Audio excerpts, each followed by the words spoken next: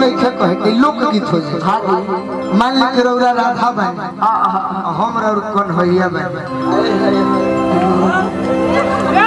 हम रौरा के बड़ी परेशान कइले बनी सपना में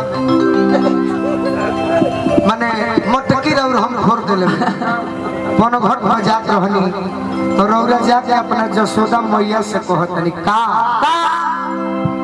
अरे फोरल न मोर पन घटावा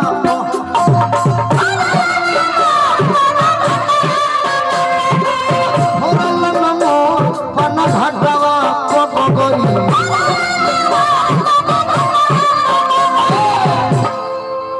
ये राधा जसोदा के बेटा अरे मोहन मीठा बोलिया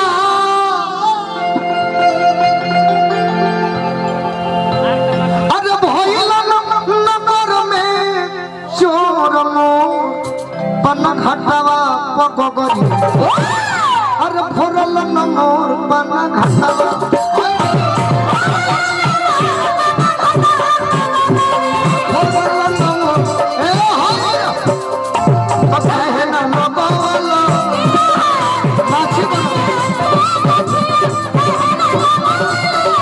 केकरा से बोलो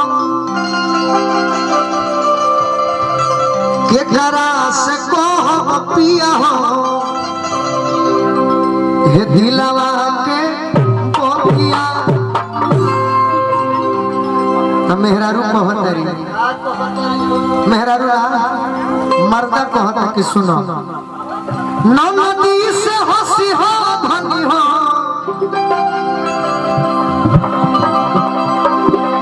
आकाश बाबा गोतिनी से बोली हो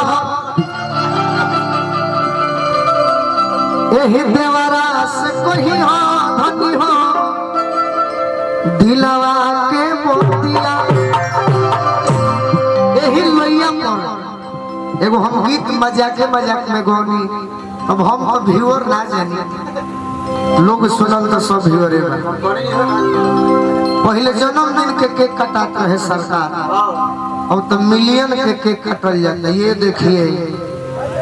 मेरा ये गीत जो है इतना मिलियन हो गए चलिए खूब सुंदर बाकी मेहरारू को हमारी भाई जब डिमांड बोले खड़ा हमने के संगे बानी जा अब भजन कहे तो हाथ उठावे के पड़ी एक बार जे मोबाइल ले ले ठीक पर रिकॉर्ड करी हमरा से रोज सब उठाई आ एगो गीत गा देते ओकर बाद भगवे कर अरे लाला लाला पिया बहुआ रे लाला जाना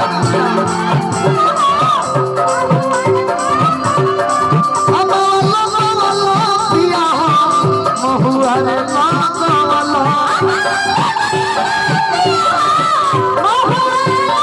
कहे न लगोला पिया हो अरे कहे न लगोला पिया हो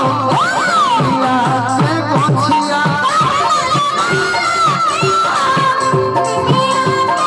कहे न लगोला पिया हो निमिया के गोछिया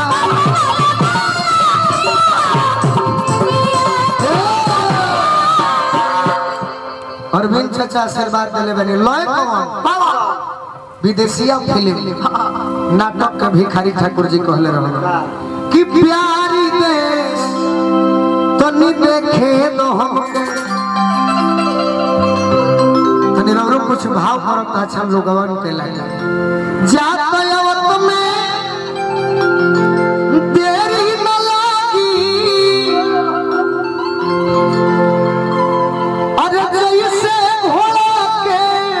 रेस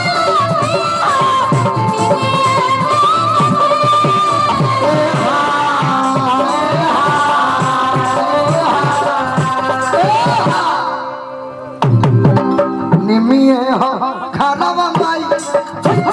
निमिये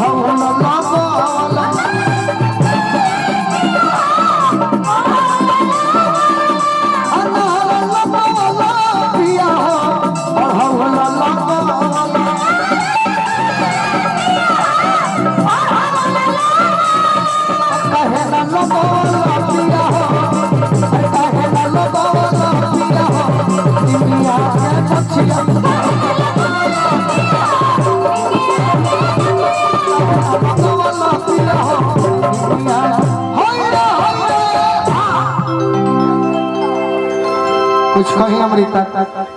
जी माइक को दीजिए लिली कुछ कहीं भजन हमारे लोग सुन ले बरोरे सुने खातिर लोग भी आके बाकी बारे में का कहता भजन के बारे में पियावा सैया बोलूंगा कुछो कहीं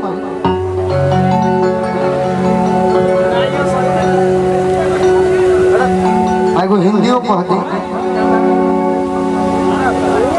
हिंदी के बाद हम केरल भाषा में मारो उसके बाद हम हरियाणवी गाएंगे पंजाबी चलिए कोई जल्दी में